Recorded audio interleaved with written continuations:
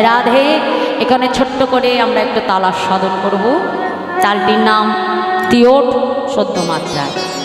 সেই আজ গোবিন্দ সেই কালীদহের তীরে এসে দাঁড়ালেন কালী ও নাগকে দমন করবেন বলে। তাই মহাজন তিনি পদাবলিতে কলম রাখছেন। কি বলছে দেখো দেখো, কালিন্দে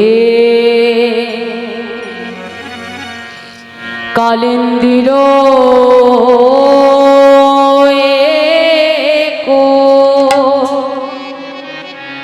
একো দহে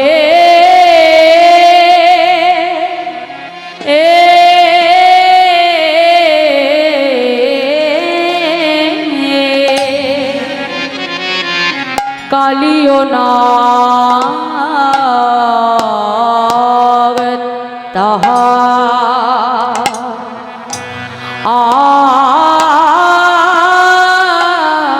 তাহার হে এ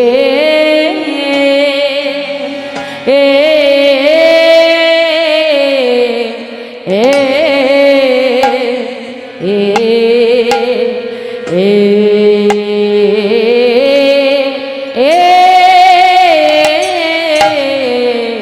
আহারে আহারে আয়া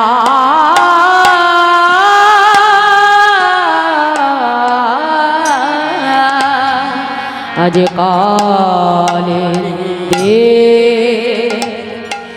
কালিন্দির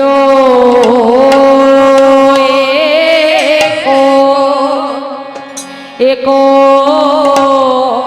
দহে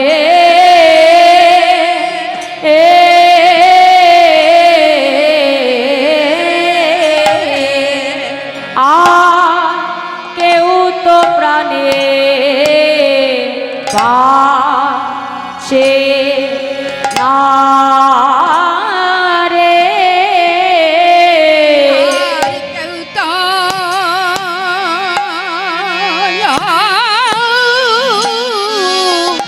কেউ তো ওরে কেউ তো প্রাণে বাঁচে না রে, আরে কেউ তো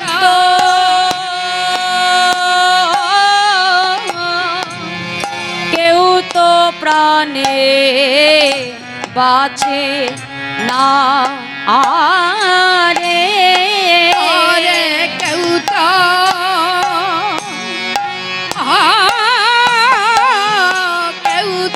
কেউ তো প্রাণে বাঁচে না রে, আজিকালি দাহে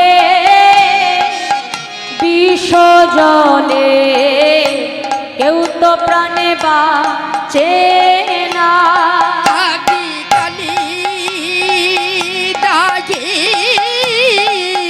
বিষ জলে বাঁচে না রে, আজিকালি দাহে বিষ জলে কেউ তো প্রাণে বাঁচে না, আজিকালি দাহে বিষ জলে বাঁচে না রে, আজিকালি দাহে বিষ জলে কেউ তো প্রাণে বাঁচে না, আজিকালি নিতাই গৌর হরি হরি বল। জলে কেউ তো প্রাণে বাঁচে না রে, আজি দিশে অঙ্গ জড় জড় কেউ তো প্রাণে বাঁচে না, আজি বিষে অঙ্গ দারু দারু বাঁচে না রে, আজি বিষে অঙ্গ জড় জড় কেউ তো প্রাণে বাঁচে না, আজি বিষে অঙ্গ দারু দারু কেউ তো প্রাণে বাঁচে না, আজি বিষে অঙ্গ জড় জড় কেউ তো প্রাণে বাঁচে না, আজি বিষে অঙ্গ কেউ তো প্রাণে বাঁচে না যে কালী দহে বিষ জলে কেউ তো প্রাণে বাঁচে না। আজি কালি দহের বিষ জলে কেউ তো প্রাণে বাঁচে না। আজ কালী দহের বিষ জলে কেউ তো প্রাণে বাঁচে না। আজ কালি দহের বিষ জলে বাঁচে না রে। আজি কালী দহে বিষ জলে কেউ তো প্রাণে বাঁচে না। আজি কালি দহের বিষ জলে কেউ তো প্রাণে বাঁচে না। আজি কালী দহের বিষ জলে কেউ তো প্রাণে বাঁচে না। আজি কালি দহের বিষ জলে কেউ তো প্রাণে বাঁচে না। আজি বিষে অঙ্গ জড় জড় কেউ তো প্রাণে বাঁচে না। আজ বিষে অঙ্গ জড় জড় কেউ তো প্রাণে বাঁচে না। জড়ো জড়ো কেউ তো প্রাণে বাঁচে না। আজ বিষে অঙ্গ জলে কেউ তো প্রাণে বাঁচে না। জড়ো জড়ো কেউ তো প্রাণে বাঁচে না। কালিন্দে কালিন্দির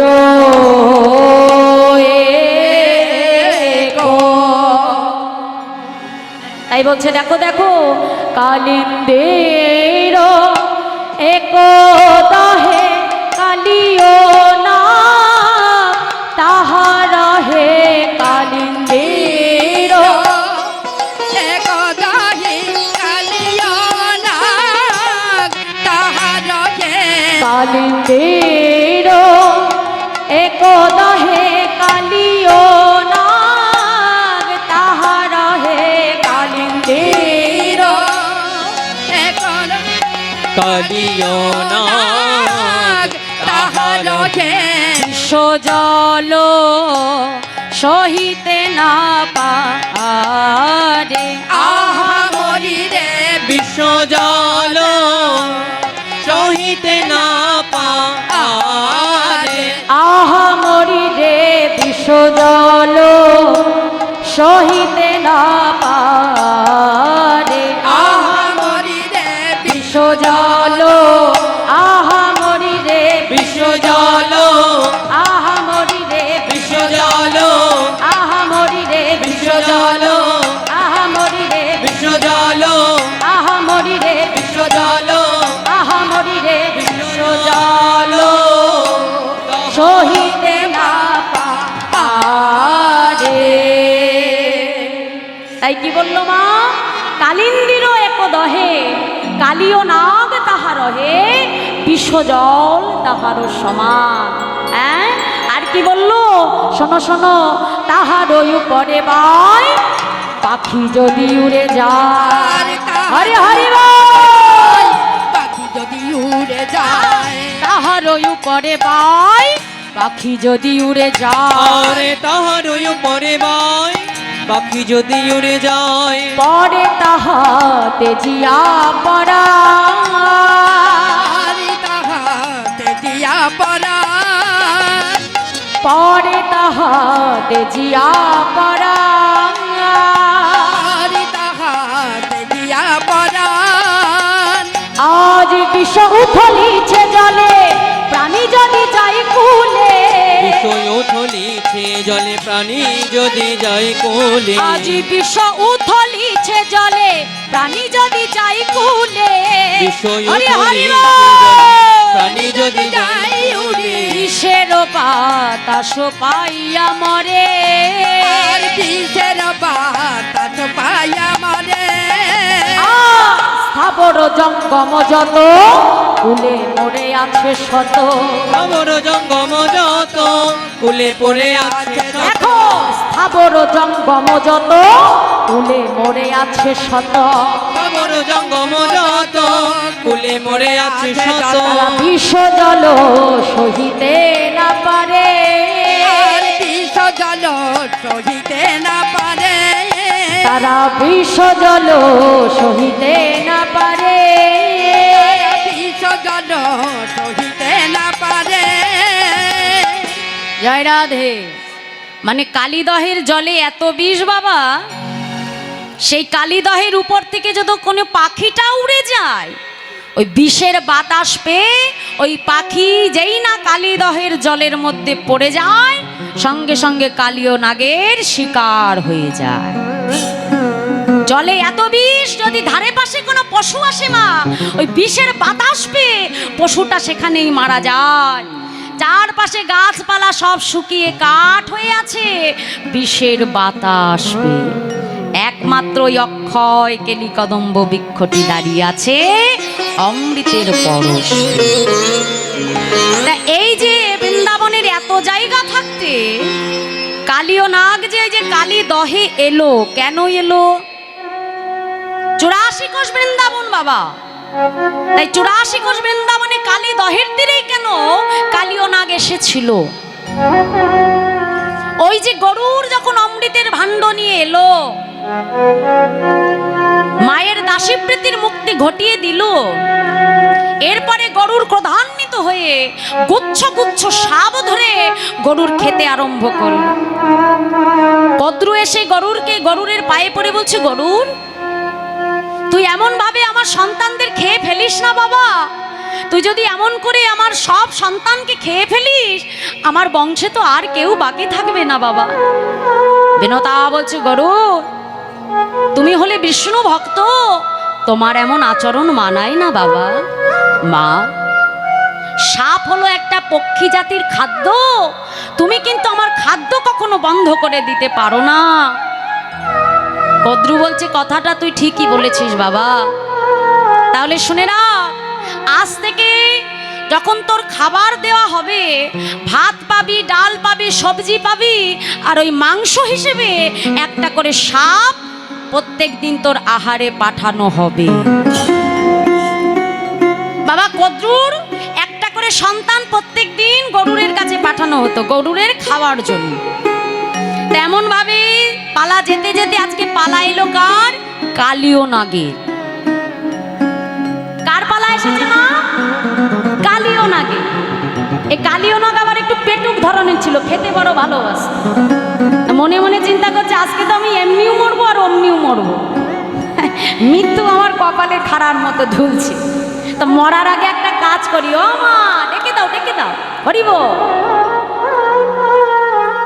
মরবো তো বটে, এমনিও মরবো অমনিও মরবো। মরার আগে একটা কাজ করি, রাধে রাধে, আস্তে আস্তে, ঠিক আছে? ঘুম আসাটাই স্বাভাবিক, রাত হচ্ছে তো, রাত ঠান্ডা যা পড়ছে সুন্দর মা, হরি বল। হ্যাঁ হ্যাঁ, অনেক দূরে বাড়ি নাকি? এখানেই তো বাড়ি, অসুবিধা নেই, একটু বসো। আরে বাবা, এই হরিনাম আবার কবে হবে? 1 বছর পর, ততদিন বাঁচবো কিনা তার গ্যারান্টি নেই, আছে কি মা? কেউ কথা দিতে পারবো যে সামনের বছর এখানে বসে কীর্তন শুনতে পারবো? হ্যাঁ, রাধে। এই দেখো, হরিনাম শ্রবণ করা এটাও বহু জন্মের ভাগ্য লাগে মা। কোটি কোটি জন্মের ভাগ্য না থাকলে হরিনাম শ্রবণ করা যায় না। দেখো, তোমাদের গ্রামে তো কম ভক্ত নেই, কম মানুষ আছে কি? সবাই এখানে আসতে পেরেছে মা? হ্যাঁ, তাহলে কোটি কোটি জন্মের স্বীকৃতি থাকলে তবে হরিকথা শ্রবণ করা যায়।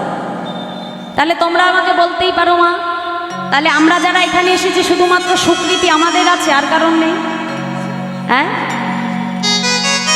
এই যে আমরা যে এখানে আসতে পেরেছি মা, জানবে কোনো জীবের যদি কপালে কোটি কোটি জন্মের স্বীকৃতি সৌভাগ্য থাকে, তবে ভগবান তার মধ্যে এই হরিনাম শ্রবণের বাসনাটা ভগবান জন্মে দেয়। একটা কথা ভাবো মা, তোমাদের গ্রামে অনেক মানুষ আছে, কিন্তু সবার মনে তো এই বাসনাটা আসলো না যে আমি হরিবাসরে যাই, একটু হরি কথা শুনি। কি বাবা এসেছে? কত মানুষ বাড়িতে দেখো টিভি খুলে সিরিয়াল দেখছে, আবার যদি একটু নাচানাচি হয়, ডান্স হাঙ্গামা হয়, দেখবে দেখার জন্য লক্ষ লক্ষ মানুষের ভিড় জমে যায়। সেটা দেখার জন্য আমাদের মনে ইচ্ছা আসে, কিন্তু হরিনামে আমাদের রুচি আসে না মা। কেন আসে না? ভগবান যদি কোনো জীবের মধ্যে এই রুচি না জন্মে দেয়, এই বাসনা যদি না জন্মায়, তাহলে তার ভেতরে হরি কথা শ্রবণের বাসনা কখনোই আসে না। তাই গৌর হরি বল, হরি বল, হরি বল।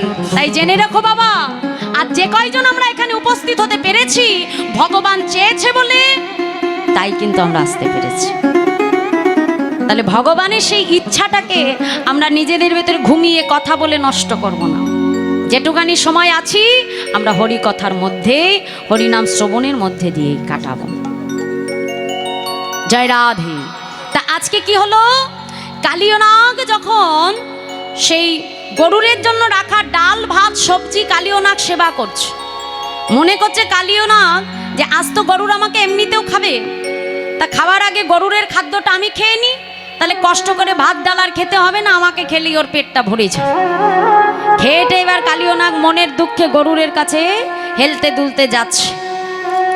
এখন পথে নারদ মুনি মনে মনে চিন্তা করছে, সর্বনাশ, এই কালীয়নাগ যদি আজকে গরুর খেয়ে ফেলে তাহলে বৃন্দাবনে কালীয় দমন লীলা আমাদের আর দর্শন হবে না। তাহলে এই কালীয়নাগকে কিছুতেই খেতে দেওয়া যাবে না। গরুর ডেকে বলছে, শোনো কালীয়, আজ তোমাকে মরতে হবে না, আমি তোমাকে একটা জায়গার কথা বলে দিচ্ছি, তুমি যদি সেই জায়গাটাতে যেতে পারো ওই গরুর কখনো তোমাকে সেখানে খেতে যাবে না। সেটা কোথায় না, ওই 84 কোষ বৃন্দাবনের তীরে কেলি কদম্ব বৃক্ষ মূলে একটি হ্রদ আছে যার নাম কালীদহ। কালীদহ, তুমি ওই কালীদহের তীরে যাও, তোমার সন্তান তোমার স্ত্রীকে নিয়ে। গরুর সেখানে কোনোদিনও যাবে না। কেন জানো, ওই গরুর যখন অমৃত নিয়ে আসছিল, ওই সেই কেলি কদম্ব তরুমূলে ছিল সৌভরী মুনির আশ্রম। মা আজ যারা বৃন্দাবনে গেছেন দেখবেন ওই অক্ষয় কদম্ব বৃক্ষটার তরুমূলে একটা আশ্রম রয়েছে, যেটা ছিল সৌভরী মুনির আশ্রম। সেই সৌভরী মুনির আশ্রমে ওই কেলি কদম্ব বৃক্ষ মূলে গরুর যখন বসে আছে, হঠাৎ করে দেখছে যে ওই কেলি কদম্বের নিচে সরোবরের ভেতরে কিছু শোল মাছ তার সন্তানদেরকে নিয়ে খেলা করছে। গরুর মনে মনে চিন্তা করলো, বাবা, হ্যাঁ, এখানে জলও আছে আবার জলের সাথে যোগও আছে, তাহলে ভালো করে জলযোগটা হয়ে যা। গরুর একেবারে সেই ওই সরোবরে নেমে ঠোঁট দিয়ে ধরে ধরে মাছ খেতে আরম্ভ করে দিল। সৌভরী মুনি এমন সময় আশ্রমে প্রবেশ করে চিৎকার করে উঠল, গরু, এত বড় স্পর্ধা তোমার যে মাছগুলোকে দেখে আমি আমার জগৎ মাতৃকার ধ্যান করি। এই জগৎ মাতৃকা কেমন ভাবে তার সন্তানদেরকে বিশ্ব ব্রহ্মাণ্ডে পরিচালনা করে, আমি তাদেরকে দেখে সেই জগৎ মায়ের কথা চিন্তা করি, আর তুমি কিনা আমার ধ্যানের বস্তু ধরে ধরে এমন ভাবে খাচ্ছ, আমি তোমাকে অভিশাপ দেব। যেই না বলেছে সঙ্গে সঙ্গে গরুর মহারাজ ছুটে গিয়ে সৌভরী মুনির চরণটা জড়িয়ে ধরেছে। মুনিবর, অভিশাপ আপনি আমাকে দেবেন, কিন্তু তার আগে আমার কথাটা তো শুনে রাখুন। এইটা যে আপনার আশ্রম আমি তাও জানি না, আর এই যে মাছগুলোকে দেখে যে আপনি সাধনা করেন এটাও তো আমি জানি না। আমি জাতিতে পক্ষী মানে পাখি, আর মাছ হলো আমার খাদ্য। তাহলে আমি যদি সেই মাছ খাই তাহলে আমার অপরাধটা কোথায় আপনি বলে দিন। আমি কি করে জানবো যে এই মাছকে দেখে আপনি সাধনা করেন? মুনিবর, আমার যদি অপরাধ থাকে আপনি নিশ্চয়ই অভিশাপ দেবেন। সৌভরী মুনি চিন্তা করলো, কথাটা তো ঠিকই, মাছ হলো গরুরের খাদ্য, পাখির খাদ্য, গরুর জানবে কি করে এটা আমার সাধনার বস্তু। বেশ, সৌভরী মুনি গরুরকে ডেকে বলল, গরুর, আজ আমি তোমাকে ছেড়ে দিলাম গরু, কিন্তু শুনে রেখো, দ্বিতীয়বার যদি তুমি কখনো এই আশ্রমে প্রবেশ করো, আশ্রমে প্রবেশ করবা মাত্রই তোমার মুখ থেকে রক্ত উঠে তুমি মারা যাবে। এই যে অভিশাপ দিয়েছিল মা গরুর, এই অভিশাপের ভয়ে সেই থেকে আর কখনো ওই সৌভরী মুনি অর্থাৎ সেই কালীদহে গরু আর কখনো যায় না। তাই কালীয়কে ডেকে বলল, কালীয়, যাও, তুমি সৌভরী মুনির আশ্রমের তীরে যে হ্রদ আছে ওই কালীদহে তুমি চলে যাও, সেখানে গরুর আর কখনো যাবে না। তাই সেই থেকে ওই কালীদহের তীরে তার সপরিবার নিয়ে গরুরকে আড়াল করে কালীয় নাগ তিনি বাসা তৈরি করলেন। আজ গোবিন্দ আমার সেই কালীদহের তীরে এসে দাঁড়ালেন, কালীয় নাগকে দমন করবেন। তাই মহাজন তিনি পদাবলিতে কলম দিয়েছে, কি বলছে দেখো, আজ দেখি যদু নন্দন দুষ্ট দর্প বিনাশন উঠিলেন কদম্বের ডালে। কালীয় নাগকে দমন করবে বলে গোবিন্দ এবার কি করলেন, শক্ত করে কোমরে উড়নিটা বেঁধে এইবার কি করলো মা, কেলি কদম্ব তরুমূলে চড়ে দাঁড়ালে। দাঁড়িয়ে কি করলো, ওই কালীদহের জলে ঝাঁপ দিচ্ছে। কেমন ভাবে মহাজন বলছে দেখো দেখো, দেখি যদু নন্দ দুষ্ট দর্প বিনাশ। হরি হরি দুষ্ট দর্প বিনাশন, দেখি যদু নন্দন দুষ্ট দর্প বিনাশ। দেখি যদু নন্দন দুষ্ট বিনাশন, উঠিলেন কদম্বের ডালে। উঠিলেন কদম্বেরি ডালে, উঠিলেন কদম্বের ডালে। উঠিলেন কদম্বেরি ডালে, তাহার উপরে চড়ি ঘনমাল ষাট মারি। তাহারি উপারি চড়ি ঘনমাল ষাট মারি। তাহার উপরে চড়ি ঘনমাল ষাট মারি। তাহারি উপারি চড়ি ঘনমাল ষাট মারি। ঝাঁপ দিল কালীদহের জলে। ঝাঁপ দিল কালীদহের জলে। আজ গোবিন্দ ঝাঁপ দিল কালীদহের জলে। গাছের ডালে উঠে যেই না গোবিন্দ আমার জলের ভেতরে ঝাঁপ দিয়ে পড়ল। কালীয় নাগ ঘুমিয়েছিল, সেই জলের ঝাপটায় কালীয় নাগের ঘুম ভেঙে গেল। আর যেই না ঘুম ভেঙে গেল, সামনে দেখছে একটা ছোট্ট শিশু বালক। কালীয় নাগ ডেকে বলছে, কে রে তুই? এত বড় স্পর্ধা তো, যে কালীয় দহের তীরে আসতে সবাই ভয় পায়, আর তুই সেই দুগ্ধপোষ্য বালক একেবারে কালীদহের জলে ঝাঁপ দিয়েছি। মরবার বড় বাসনা হয়েছে নাকি রে? গোবিন্দের এই অত সুন্দর চাঁদ বদনটা দর্শন করে কালীয় নাগেরও তার প্রতি একটু দয়া হয়। ভগবানের রূপ তো মা যে দেখে সে আর বলতে পারে না। ভগবানের ওই অত সুন্দর মাধুর্যমণ্ডিত রূপ দর্শন করে কালীয় বলছে, শোন, আমি জীবনে কখনো কাউকে ছেড়ে দিইনি আমার শিকার, কিন্তু তোকে দেখে আমার বড় দয়া হলো। যা, ভালো চাস তো তাড়াতাড়ি চলে যা। গোবিন্দ বলছে, এত বড় স্পর্ধা? কালীয়, আমি তোকে বলছি, তুই যদি এখনো ভালো চাস আমার কাছে আত্মসমর্পণ কর। কালীয় নাগ বলছে, এত বড় স্পর্ধা? আমাকে আত্মসমর্পণ করতে বলছে? আমাকে বলে আত্মসমর্পণ করতে? সঙ্গে সঙ্গে কালীয় নাগ ক্রোধান্বিত হয়ে যেই না গোবিন্দের দিকে ধাবিত হচ্ছে, আর ওদিকে আমার রাখালগণ যেই না দেখলো গোবিন্দ জলে ধাপ দিল, কি করছে জানো মা? দেখিয়া রাখালগণ কাঁদিয়া আকুল মন। দেখিয়া রাখালগণ কাঁদিয়া আকুল মন। আজ দেখিয়া রাখালগণ কাঁদিয়া আকুল মন। দেখিয়া রাখালগণ কাঁদিয়া আকুল মন। করে সবে মূর্ছিত হইয়া। আরে সবই মূর্ছিত হইয়া। আজ ফুকারি শ্রীদাম কাঁদে, কহে স্থির নাহি বাঁধে। ফুকারি শ্রীদাম হরি হরি কহে স্থির নাহি বাঁধে। আজ ফুকারি শ্রীদাম কাঁদে, কহে স্থির নাহি বাঁধে। ফুকারি শ্রীদাম কহে স্থির নাহি বাঁধে। অনেক সব চেতন পাইয়া। অনেক সব চেতন পাইয়া। আজ ফুকারি শ্রীদাম কাঁদে, কহে স্থির নাহি বাঁধে। শ্রীদাম সখা সুদাম সখা সবাই কানা আজকে তীরে বসে বসে ক্রন্দন করছে, কানায় আজ দাদা বলরাম আসেনি রে কানায়। দেখ মা যশোদা কত ভরসা করে আমাদের সঙ্গে তোকে পাঠিয়েছে রে কানায়। আজ দাদা বলরাম আসেনি। মা যশোবতী আমাকে বারবার বলেছে, শ্রীদাম আজ আমার বলরাম যাচ্ছে না। আজ তোর হাতে আমি আমার কানাইয়ের ভার তুলে দিলাম, তুই আমার কানাইকে আগলে রাখি। আরে কানাই, তুই কি করলি? আজ দাদা বলরাম আসেনি, মা আমাকে কত দায়িত্ব দিয়ে পাঠিয়েছে, আর আজ তুই জলে ঝাঁপ দিলি কানাই। বল, মা কখনো আর আমার প্রতি ভরসা করতে পারবে? বল, আমি কখনো মা যশোমতীর ভরসা বিশ্বাস আমি লাভ করতে পারবো? তুই কি করলি কানাই? ফিরে আয়, ফিরে আয় বলছি কানাই, ফিরে আয়। আমি কি বলি যাইব ঘরে, কি বলি মা যশোদা রে, ধেনু বৎস কাঁদে ভইয়া।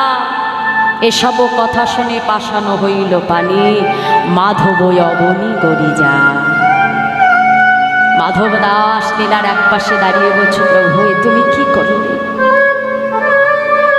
এই কালীদহের তীরে তুমি কেন ঝাঁপ দিলে দয়াবর? গোবিন্দ আমার কালীয় নাগের সঙ্গে ভগবান ওদিকে যুদ্ধ করছে, আর ওদিকে মা যশোমতী গোপাল ফিরে আসবে গোষ্ঠ থেকে, ফিরে এসে আমার গোপাল সেবা করবে। গোষ্ঠে গিয়ে আমার গোপালের কত ক্ষুধা পেয়েছে, আমার গোপাল ফিরে আসবে তো। আজ মা যশোমতী মনের আনন্দে গোপালের জন্য রন্ধন করছে। ওমা, হঠাৎ রন্ধন করতে করতে বৃন্দাবনের গগনে নয়ন দিয়ে দেখলো চারিপাশ অন্ধকার হয়ে গেল। সারা বাতাসে কেমন যেন বিষের বিষাক্ত বাতাস বইছে, চারিদিকে বিষাক্ত বাতাস, ঘন অন্ধকার। এমন অবস্থা বৃন্দাবনে আগে কখনো দেখেনি সে। মায়ের মনে সাড়া দিল, নিশ্চয় নিশ্চয়ই আমার গোপালের কোনো অমঙ্গল হয়েছে। এমন এমন দৃশ্য তো আমি বৃন্দাবনে কখনো দেখিনি। ঘরের বাহিরে এসে দেখলো বাবা, আকাশ থেকে ফোঁটা ফোঁটা রুধির বৃষ্টি বইছে, অর্থাৎ রক্তধারা মাটিতে এসে পড়ছে। কেন?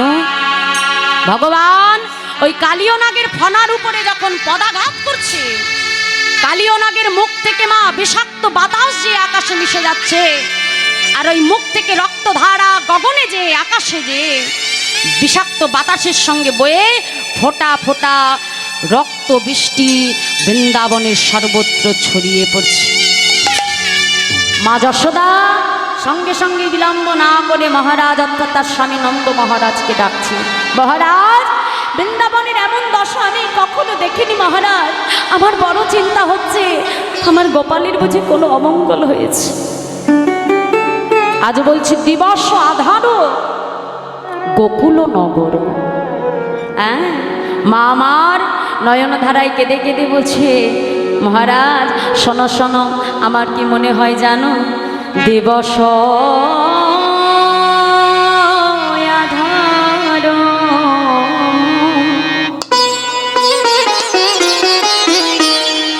গোকুল নগর,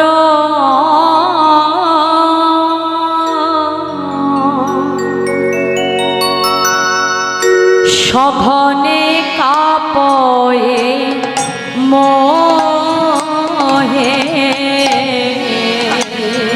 দিবস নিতাই গৌর হরি হরি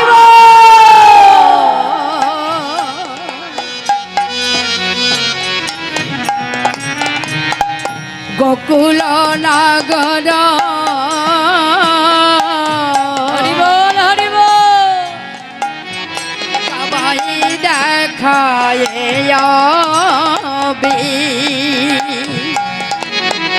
আজ রুধির বরিখে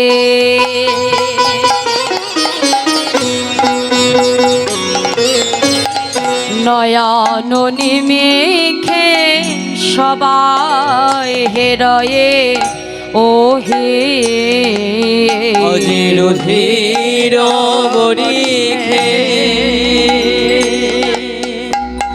নয়ন নিমিখে সবাই হেরয়ে ওহি আজ রুধির বরিখে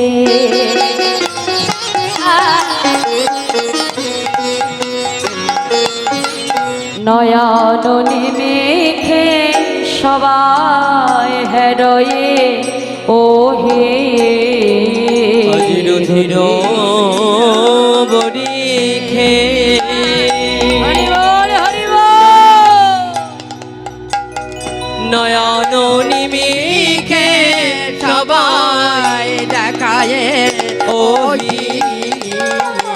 দিনের বেলায় সবে দেখা যায়, দিনের বেলায় সব দেখা যায়, আজ দিনের বেলা সবে দেখা যায়, আজ দিনের বেলায় সবে দেখা যায়। বলি বলো বলো ও মহারাজ, আজ দিনের বেলা সবে দেখা যায়, বলো বলো ও মহারাজ, আমার গোপালের বুঝি কোনো মঙ্গল হলো, বলো সব দেখা আমার যায়, গোপালের বুঝি অমঙ্গল হলো, বলো বলো ও মহারাজ, আজ গোপালের বুঝি অমঙ্গল হলো, বলো বলো ও মহারাজ, গোপালের বুঝি অমঙ্গল হলো, শোনা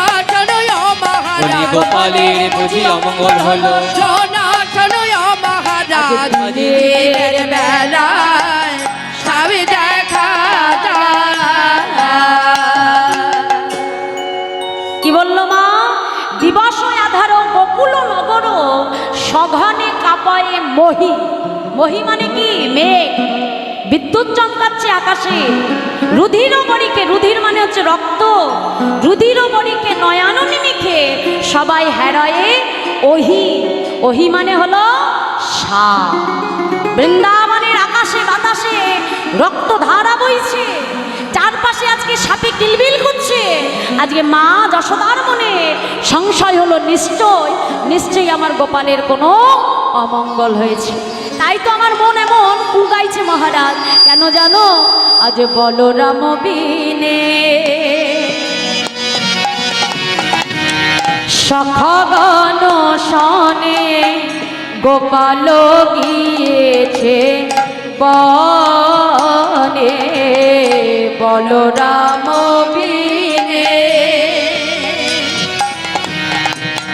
সখগণ শনে গোপাল গিয়েছে বনে, না জানে কেমনে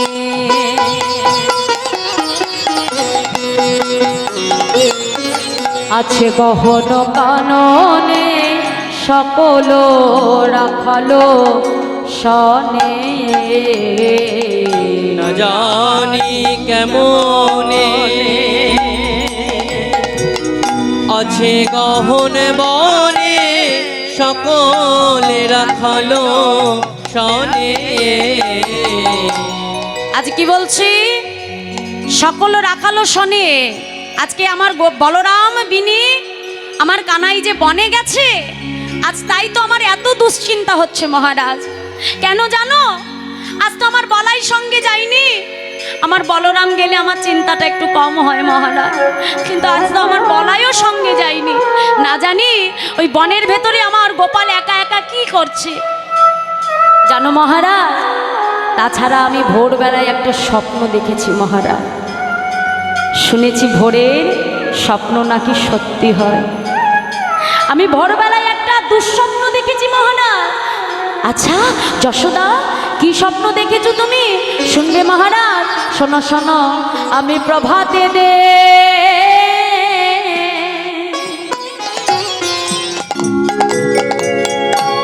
দেখিনো স্বপ্ন, দেখিনো রজনী শেষে প্রভাতে দেখিনু সব তাই গৌর হরি হরি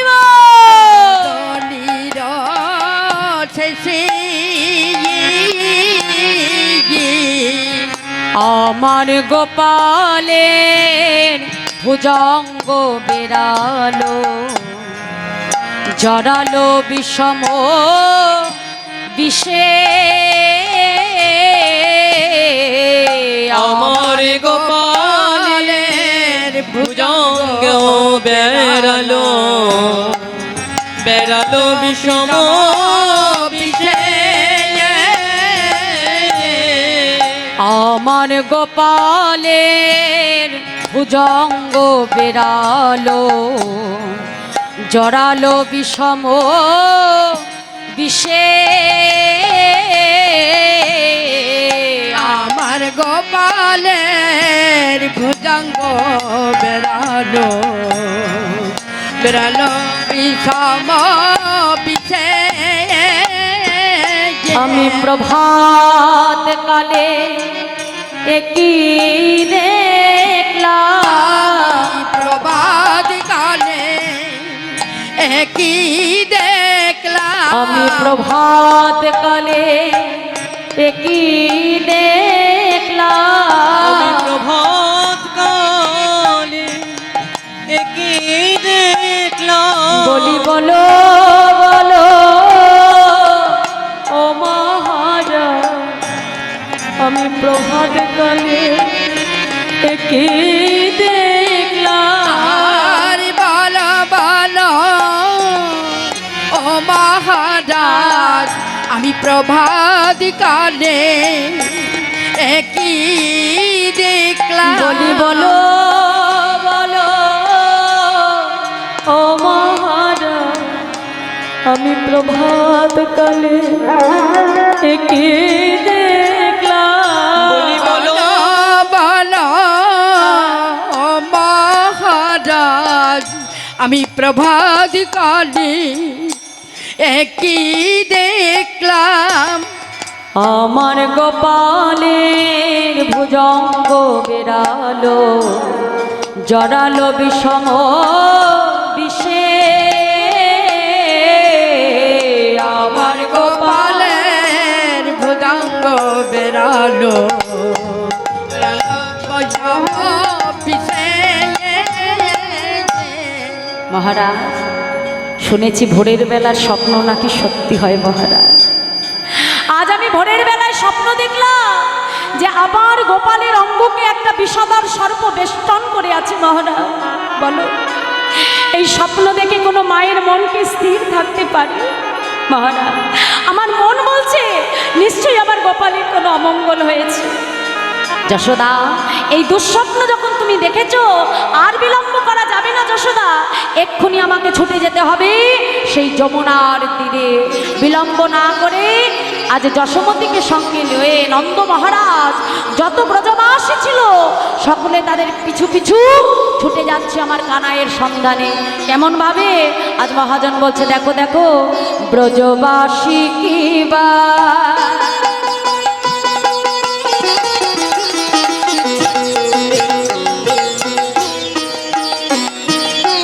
বালো বৃদ্ধ যুবা শুনিয়া চললো ধার। ব্রজবাসী কি বা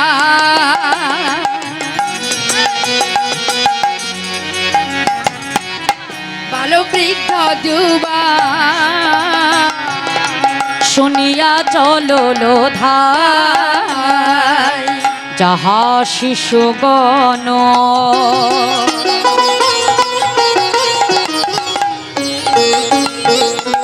করয়ে রোধন মাধব শিরস যাহা শিশুগণ তাই গৌর হরি হরি করহে রধন মাধব দশরথ ভয়। যাহা শিশুগণ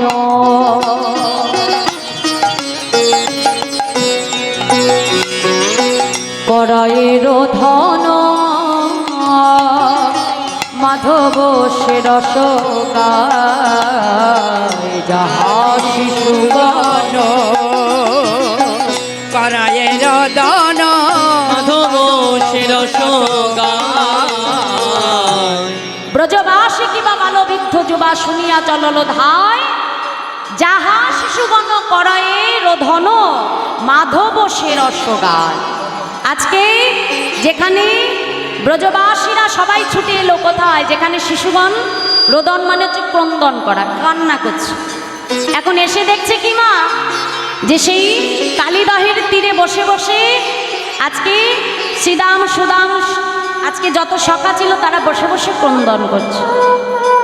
মা যশোমতী ছুটে এসে শ্রীদামকে ডেকে বলছে, আই শ্রীদাম, শ্রীদাম, এই কালীদহের তীরে তো আমি তোদের সবাইকে দেখতে পাচ্ছি। হ্যাঁ রে, বল না বাবা, আমার কানাই কোথায়?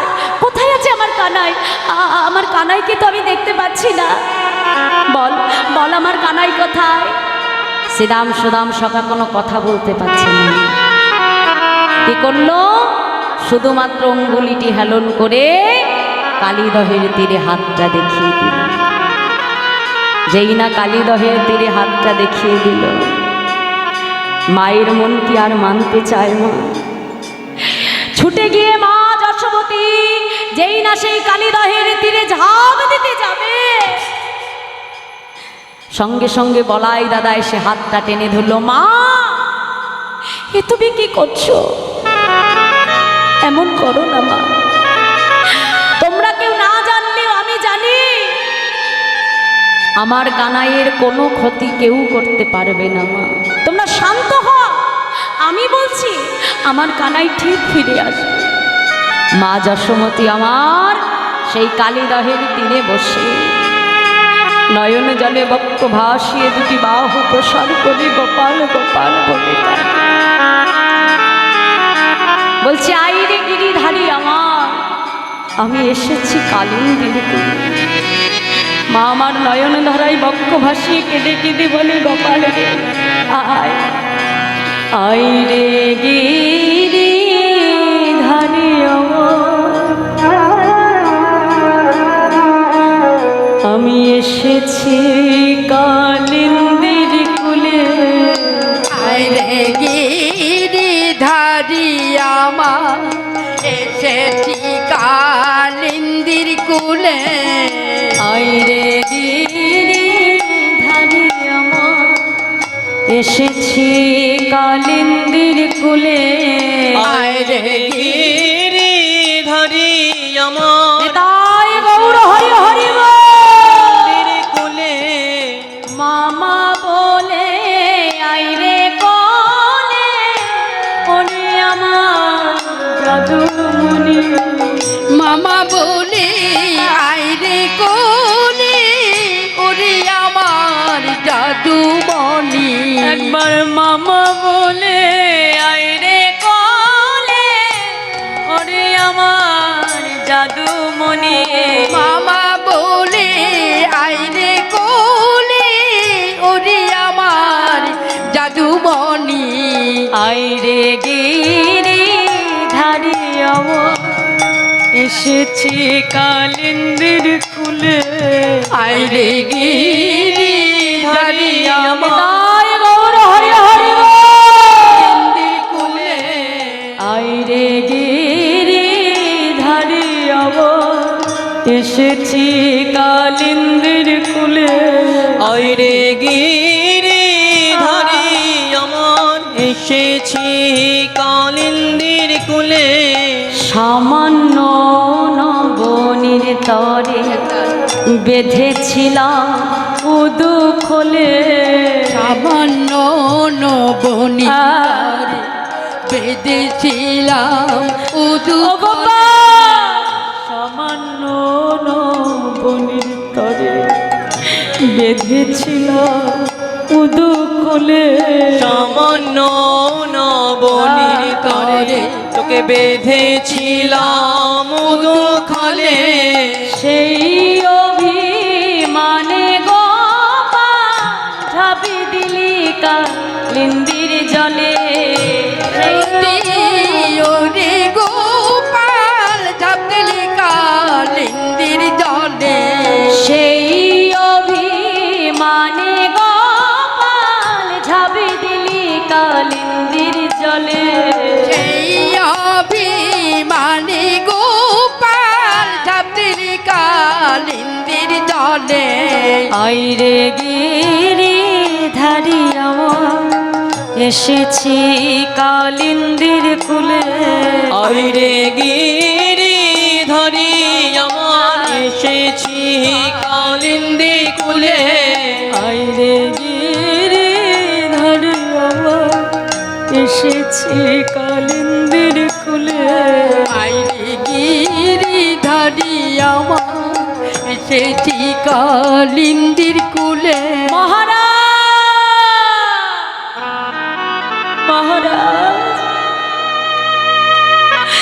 যতদিন আমার ঘরে সন্তান ছিল না, এই বৃন্দাবনের ব্রজবাসীরা আমাকে কত কটু বাক্য বলতো মহারাজ। বলে যশোদার নাকি কোনোদিন ছেলে মেয়ে হবে না। ভগবানের কাছে আমি তখন চাইতাম, হে প্রভু, তুমি কৃপা করে আমাকে একটি পুত্র সন্তান দাও। কিন্তু মহারাজ, এই সন্তান আসবার পর আমার জ্বালা যে আরো দ্বিগুণ বেড়ে গেল। আগে আমার সন্তান ছিল না, আমি ভালো ছিলাম, কিন্তু এই সন্তান আসাতে আমার জ্বালা বেড়ে দ্বিগুণ হয়েছে মহারাজ। আগে আমার সোনার অলংকার ভালো লাগতো, চন্দন কাঠের সজ্জা ভালো লাগতো, দামি দামি শাড়ি ভালো লাগতো, কিন্তু গোপাল আসবার পর আমার আর কিচ্ছু ভালো লাগে না মহারাজ।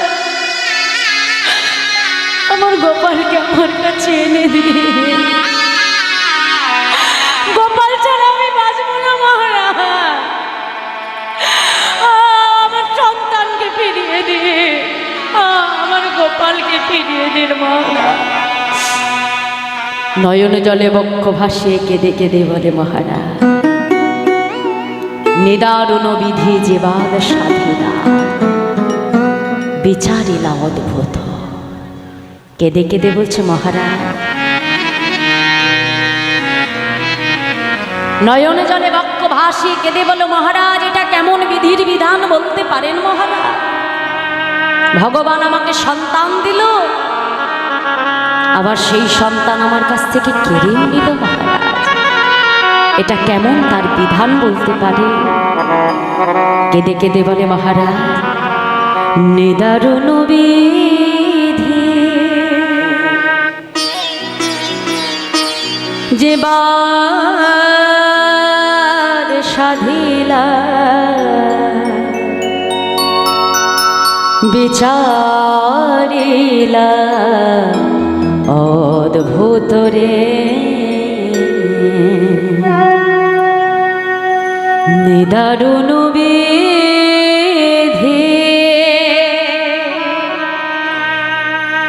যে সাধিলা,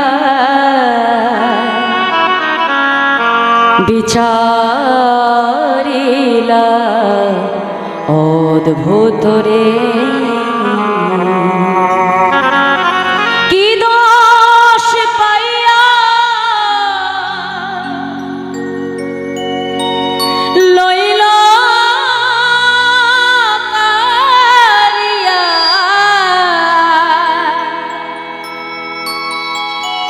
আমার সোনা সতনে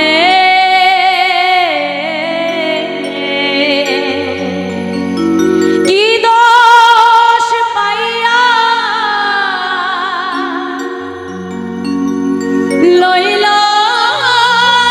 কারিয়া, আমার সোনা সতনে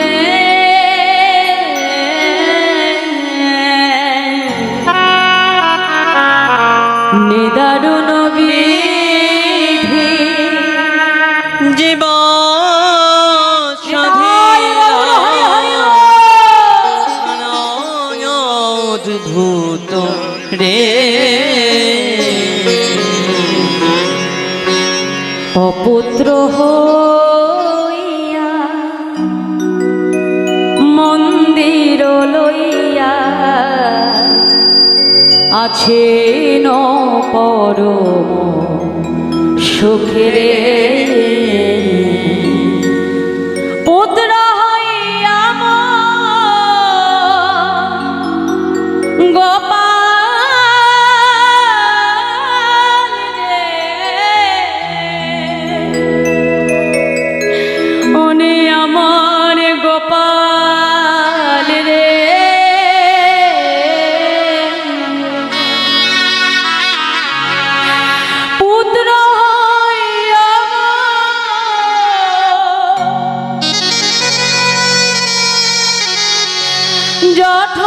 আঠানে জন মিলে শেলি দিলি মম বুকে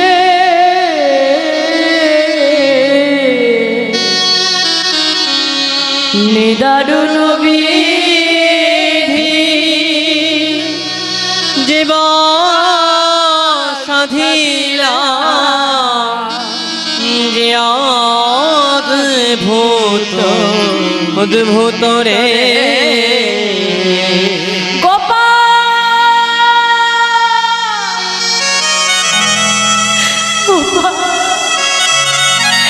একবার সারা দে গোপাল, সারা দে। একবার আমাকে মা বলে ডাক গোপাল, একবার আমাকে সারা দে। মা যশোমতী যেই না ওই কালীদহের জলে ঝাঁপ দিতে যাবে, নন্দ মহারাজ ডেকে বলছে যশোদা, তুমি একা কেন ঝাঁপ দিবে যশোদা, আমাকে নিয়ে চলো। ব্রজবাসীরা সবাই ছুটে এসেছে মহারাজ। এই গোপাল শূন্য বৃন্দাবনে আমরা থাকতে পারবো না মহারাজ। যে কানাইকে আমরা এক মুহূর্ত না দেখে থাকতে পারি না,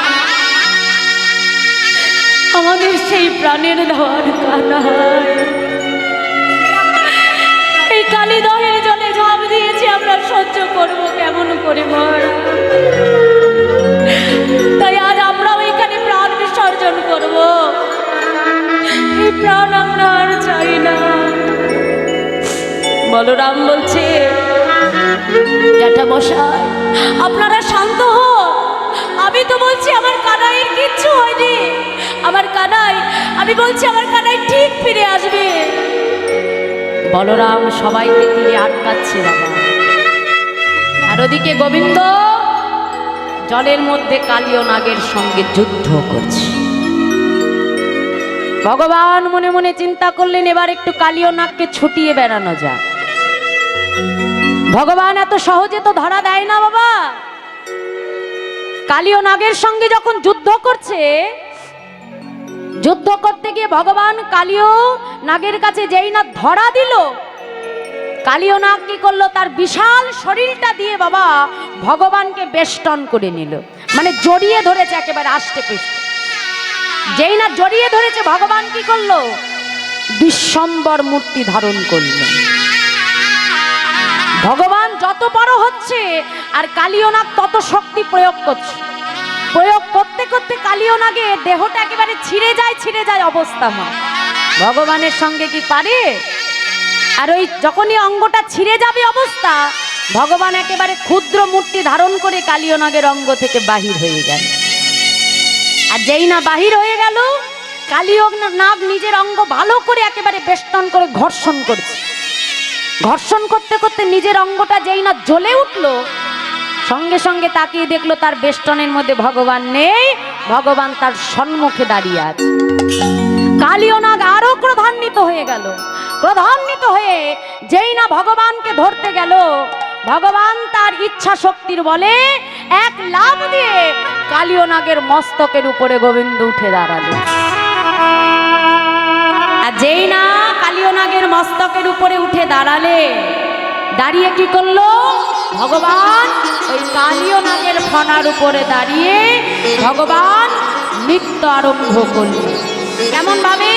মহাজন বলছে দেখো, প্রতি ফনায় ফনায় দমন করি, ফনায় ফনায় দমন করি, প্রতি ফনায় ফনায় দমন করি, ফনায় ফনায় দমন করি, নট বড় ভঙ্গে নাচয়ে হরি, নট বড় রঙ্গে নাচায় হরি, অরে নট বড় ভঙ্গে নচয়ে হরি, নট বড় রঙ্গে নাচায় হরি, ফণিপতি বড় অভয় করে, পতি কর অভয় পতি, আজ নাগের সঙ্গে তীরে আইল হরি, নাগের সঙ্গে তীরে আইল হরি, আজ নাগঙ্গিনী গণ করয় স্তুতি, নাগঙ্গিনী গণ করায় স্তুতি, আজ নাগঙ্গিনী গণ করয় স্তুতি, নাগঙ্গিনী গণ করায় স্তুতি। শুনে ব্রজমণি হরষিত মতি, ব্রজমণি হরষিত মতি, আজ শুনে ব্রজমণির হরষিত মতি, শুনে ব্রজমণি হরষিত মতি, নৃত্য করে গো নৃত্য করে গো, আজ নৃত্য করে গো, আজ নৃত্য করে গো, নাগের শিরে পদ দিয়ে নৃত্য করে গো, তীরে পদ দিয়ে নৃত্য করে গো, নাগের শিরে পদ দিয়ে নৃত্য করে গো, আজ নাগের শিরে পদ দিয়ে নৃত্য করে গো। ভগবান কি করছে মা? সেই কালীয় নাগের মস্তকের উপরে গোবিন্দ আমার নৃত্য আরম্ভ করে, আর ওদিকে নাগঙ্গিনী গণ করায় স্তুতি। নাগঙ্গিনীকে মানে কালীয় নাগের যে স্ত্রীগণ ছিল তারা সকলে ভগবানের কাছে স্তুতি করছে। নম ব্রহ্মণ্য দেবায় গো ব্রহ্মণ্য হিতায় চ জগদ্ধিতায় কৃষ্ণায় গোবিন্দায় নমঃ। ভগবান আমার সুরূপিণীকে ডেকে বলল, সুরূপিণী, সুরূপিণী হলো কালীয় নাগের স্ত্রী, বলো তুমি আমার কাছে কি চাও? প্রভু, তোমার কাছে আমার একটাই নিবেদন, তুমি যদি এমন ভাবে আমার স্বামীকে পদাঘাত করতে থাকো, আমার স্বামী আর প্রাণে বাঁচবে না, আমরা যে বিধবা হয়ে যাব। তাই আমি আপনার কাছে আজ আমার স্বামীর প্রাণ ভিক্ষা চাইছি। সুরূপিণী, তোমার স্বামীর প্রাণ আমি ফিরিয়ে দিতে পারি। সঙ্গে সঙ্গে বলছে, গোবিন্দ, তুমি তো আমার স্বামীর উদরে দিয়েছো বিষ, তাহলে সেই বিষ ছাড়া সে তোমাকে কি দিয়ে পুজো করবে তুমি বলতে পারো? ভগবান যখন তার মস্তকে পদাঘাত করছে, ওই কালীয় নাগের মস্তকে যে রত্নগুলো ছিল সেই রত্নগুলো ভগবানের চরণপদ্ম কমলের আঘাতে ছিটকে এসে ভগবানের চরণে এসে পড়ছে। দেখে মনে হচ্ছে যেন কালীয় নাগ নিজের মাথার মণি দ্বারা ভগবানের চরণে সেবা করছে, পূজা করছে। বলছে, প্রভু, তুমি আমার স্বামীর উদরে দিয়েছো বিষ, বিষ ছাড়া সে কি দিয়ে তোমায় সেবা করবে বলো? বলছে, বেশ, শোনো, একটা কাজ তুমি করতে পারো, তোমার স্বামীকে নিয়ে এই মুহূর্তে এই কালিদাহ হ্রদ ত্যাগ করে তুমি চলে যাও রমণক দ্বীপে। বলছে, প্রভু, ওই রমণক দ্বীপে যদি আমরা যাই, সেখানে গরুর তো আমাদেরকে খেয়ে ফেলবে, সেটা আমাদের বাঁচতে দেবে না। একটা উপায় আছে, তোমার স্বামীর মস্তকের উপরে যখন আমি নৃত্য করেছি, দেখবে তোমার স্বামীর মস্তকের উপরে আমি আমার চরণ চিহ্ন এঁকে দিয়েছি। সেই চরণ চিহ্ন যে আমি দিয়েছি, ওই চরণ চিহ্নটা যখনই গরুর আসবে, তুমি তোমার স্বামীর মাথাটা নিচু করে তাকে দেখিয়ে দিতে বলো।